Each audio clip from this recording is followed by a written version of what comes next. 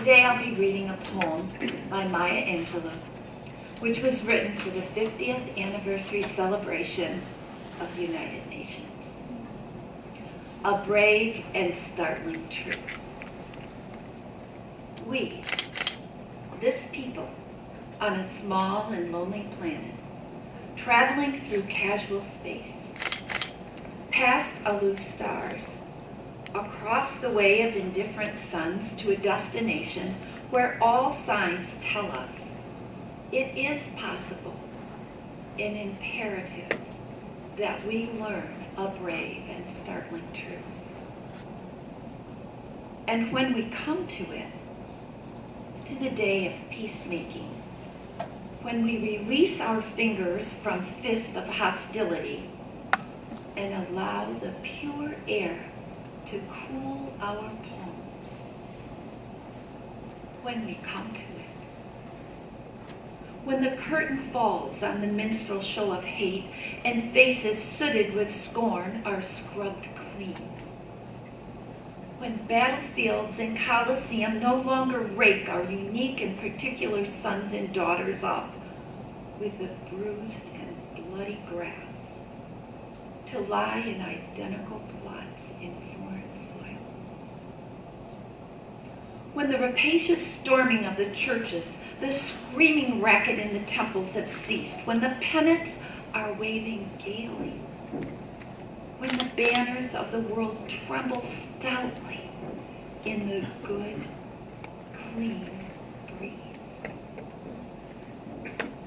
When we come to it, when we let the rifles fall from our shoulders and children dress their dolls in flags of truce, when landmines of death have been removed and the aged can walk in the evenings of peace, when religious ritual is not perfumed by the incense of burning flesh and childhood dreams are not kicked awake by the nightmare of abuse, then we will confess that not the pyramids with their stones set in mysterious perfection, nor the gardens of Babylon hanging as eternal beauty in our collective memory, not the Grand Canyon kindled into delicious color by western sunsets, nor the Danube flowing its blue soul into Europe, not the sacred peak of Mount Fuji stretching to the rising sun, neither Father Amazon nor Mother Mississippi who, without favor, nurture all creatures in the depths and on the shores. These are not the only wonders of the world. When we come to it, we,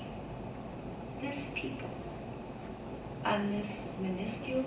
and giftless globe, who reach daily for the bomb,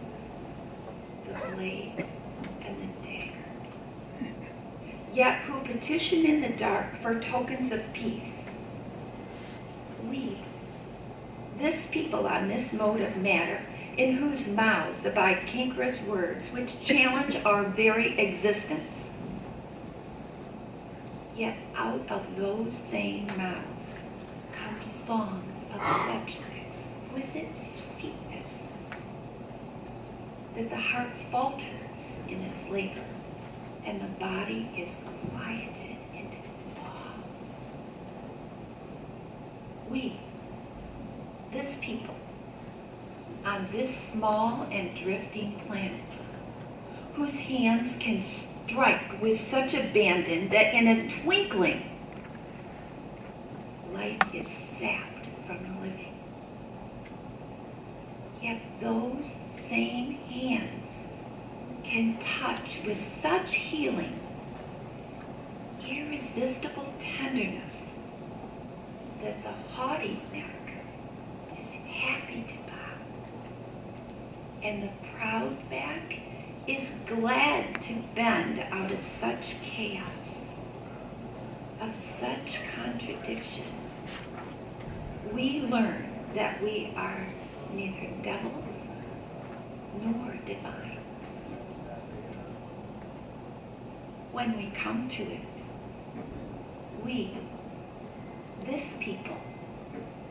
on this wayward floating body, created on this earth, of this earth, having the power to fashion for this earth a climate where every man and woman can live freely without sanctimonious piety, without crippling fear. When we come to it, we must confess that we are the possible. We are the miraculous, the true wonder of this world. That is when, and only when, we come to it.